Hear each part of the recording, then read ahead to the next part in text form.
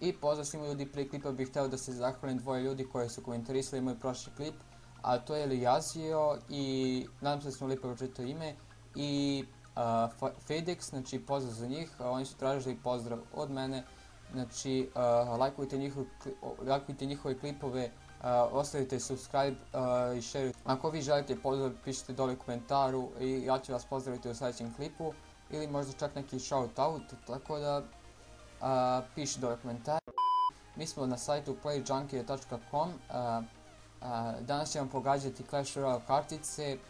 Ja mislim da neće biti ovo toliko teško, ali potrudit ćemo se da pogodimo više kartice ili sve, tako da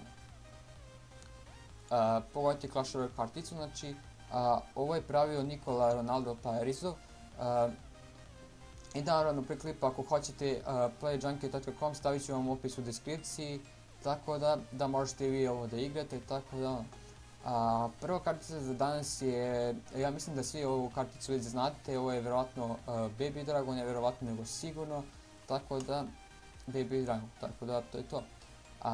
Ovdje piše malce poteško, znači ne vjerujem da je toliko teško i da također većina zna za ovu karticu. Ovo je Electro Wizard, znači jako dobra kartica protiv Inferno Dragona ili Inferno Towera, tako da znači dalje. Inače, ako niste primijetili, ubacio sam facecam, znači ovo je prvi klip facecama na kanalu. Nadam se da podržite ovaj klip, znači ostavite lajkove i svašta šerujte ovaj klip. Tako da znači ljudi, hajdemo na sljedeću karticu. Ovo ja mislim da također svi znate, ovo je Ice Wizard, znači jako dobra kartica protiv peke, možda ima splash damage što je odlično i možda uspori dosta drugih klikova koji, odnosno dosta može Hog Ridera dosta da uspori, tako da to je odlična također kartica. Ovo je vjerovatno Inferno Dragon, ne vjerovatno je sigurno Inferno Dragon. Šta bi mogu da kažem o ovoj kartici? Ovoj kartici znači jeste da ova kartica također ima jak damage, slične sa Inferno Towerom, tako da, odnosno baš su slične.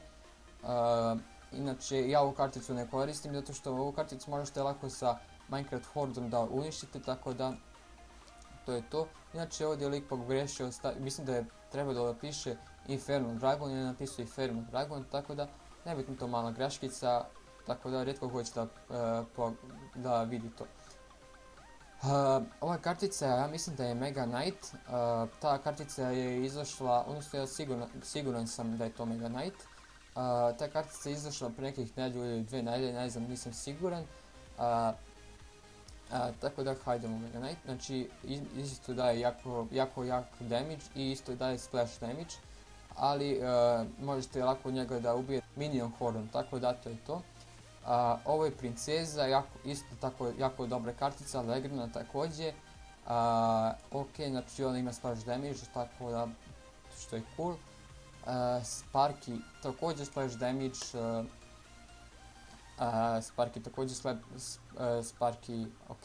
također splash damage, ima prejak damage, znači može iz 2 hita da sruši neku kulu, tako da što je odlično.